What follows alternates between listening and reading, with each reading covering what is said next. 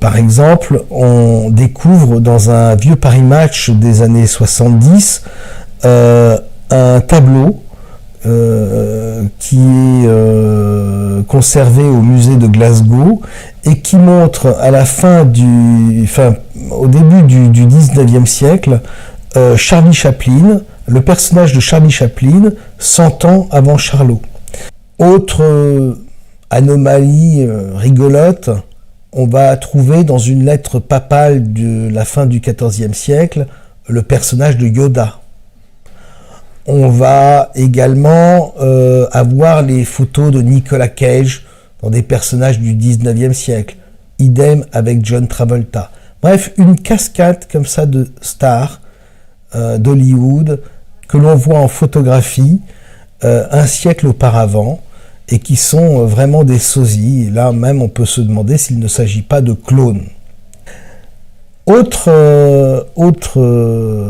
anomalie, mais assez forte, c'est de découvrir une fresque de Raphaël au Vatican.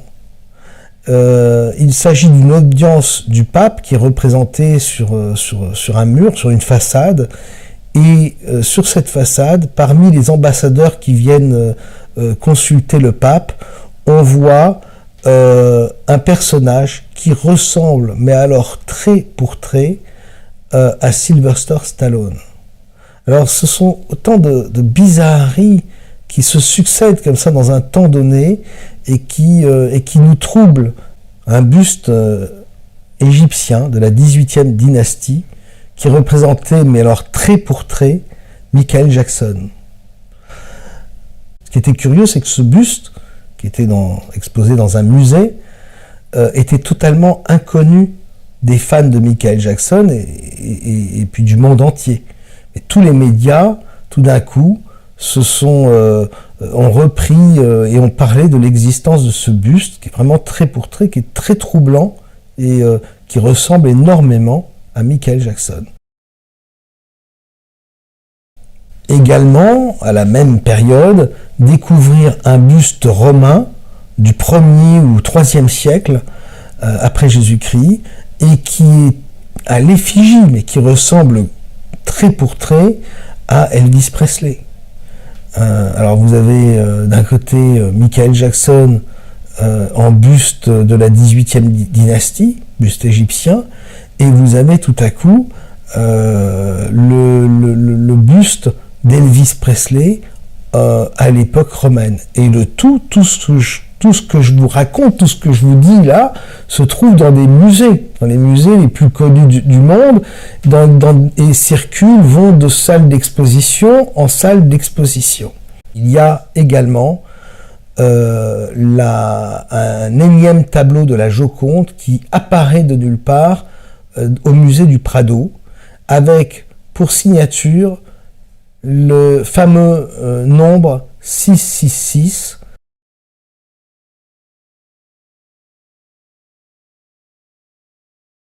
Et justement en 2015, qu'est-ce qui apparaît dans un musée à Toulouse, le musée Labitte, apparaît un masque japonais qui ressemble trait pour trait au masque à la marionnette des Guignols représentant Jacques Chirac.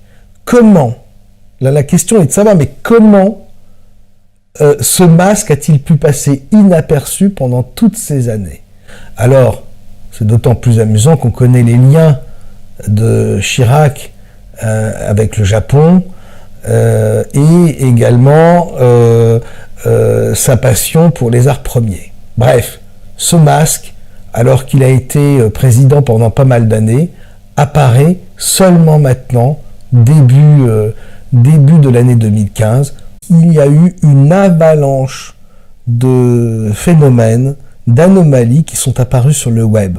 Ça a commencé, vous vous en souvenez sans doute, avec la vidéo de Charlie Chaplin, l'avant-première du film Circus, en 1928 je crois, où l'on voit une fameuse dame au téléphone.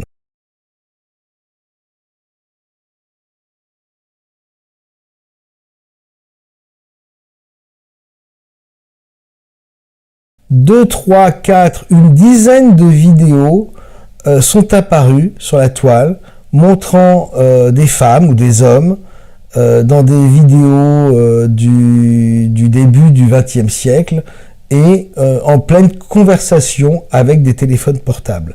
Alors pour le plaisir, je vous invite à regarder 2 de ces séquences, vous allez voir c'est tout à fait troublant. On a vraiment l'impression que ces 2 femmes portent sur elles des téléphones portables. Il y en a même une, on a l'impression qu'elle est en train de refermer le clapet de son téléphone à la fin de la conversation.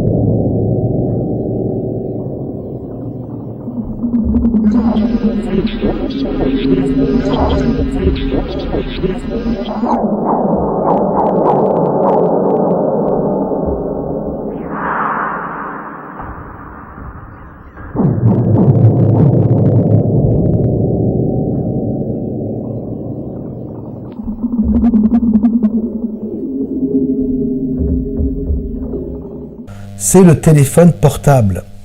Le téléphone portable qui est un des personnages principaux du film Matrix, puisque c'est à travers le téléphone portable que les personnages peuvent voyager, passer d'une dimension à une autre. Et on a commencé à se poser la question, à savoir, est-ce que Hollywood n'avait pas une technologie, ne bénéficiait pas d'une technologie qui permettait de prévenir à l'avance et d'informer le public à l'avance d'événements qui allaient se produire. Évidemment, l'événement le plus emblématique qui soit du début du XXIe siècle, c'est l'événement du 11 septembre, encore une fois. On revient à Matrix et on se souvient tous du passeport de Neo au moment où il est interrogé dans ce bureau des agents de la Matrice, et son passeport, lorsqu'on fait un gros plan dessus, on se rend compte qu'il expire le 11 septembre 2001. C'était un des éléments qui semblait nous indiquer qu'effectivement, à Hollywood, les gens savaient des choses. Autour du 11 septembre, il y a énormément de prévisions par Hollywood de cet événement. Notamment ce que vous êtes en train de voir à l'image. L'événement le plus marquant, c'est évidemment l'épisode pilote de la série des Lone Gunmen, qui met en scène des attentats organisés par des agences secrètes gouvernementales et qui montre comment des avions vont percuter les tours du World Trade Center. C'est quoi le scénario numéro 12T? Nous avons su que c'était une simulation tactique, un gang de terroristes détournant un avion. Mais en quoi ça peut justifier un meurtre? La fiction est devenue réalité. Bon, admettons que des pirates de l'air envisagent de s'aligner sur ce scénario. Pourquoi ce serait toi qu'on voudrait assassiner? Tout dépend de qui sont les organisateurs. Les personnes qui ont conçu la simulation? C'est-à-dire que le gouvernement serait prêt à commettre un acte terroriste contre un de nos avions? Te voilà encore en train d'accuser le gouvernement tout entier. Il ne s'agit que d'une faction, une petite faction. Où est-ce qu'ils veulent en venir? La guerre froide est finie, John. S'il n'existe aucun ennemi, tout le marché de l'armement s'effondrera. Mais prends un 727 avec ses passagers, fais-le se cracher en plein centre de New York, et aussitôt une dizaine de petits dictateurs, trônant aux quatre coins de la planète, hurleront pour qu'on leur attribue l'attentat. Et l'engrenage d'une guerre ne tardera pas à s'enclencher. Je n'arrive pas à le croire. Tout ça pour relancer les marchés. C'est pour quand? Cette nuit. Tu comptes les arrêter comment? Tu vas dénoncer l'opération, le dire à la presse. Tu crois que je survivrai plus de 30 minutes si je révèle cette histoire? La presse, qui voudra publier ça? Nous le ferons. Là-dessus? Sur cet immonde canard à scandale qui dévoile qu'on fabrique des bébés à 2 têtes et qu'Elvis était venu de la planète Mars. Tu avoues que tu es abonné. Tu te poses là, toi, comme naïf. On était donc dans une espèce de tourbillon, de mouvement, où plein d'indices nous montraient que des gens savaient des choses qui allaient se produire dans le futur. Et j'ai fini par comprendre le fait que depuis la Renaissance, il y a eu une véritable industrie de production des faux, avec des dizaines et des centaines de faussaires qui ont d'une façon ou d'une autre modifié grandement nos connaissances de l'histoire. Et c'est de cela que je vais vous parler maintenant.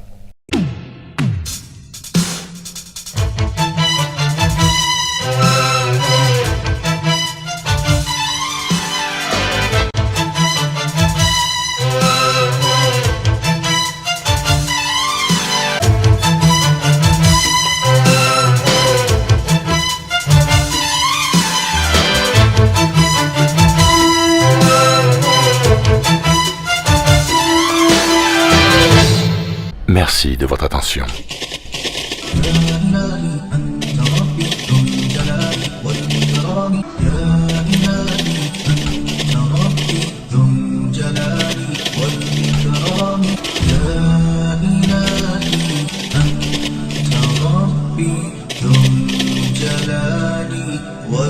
والإكرام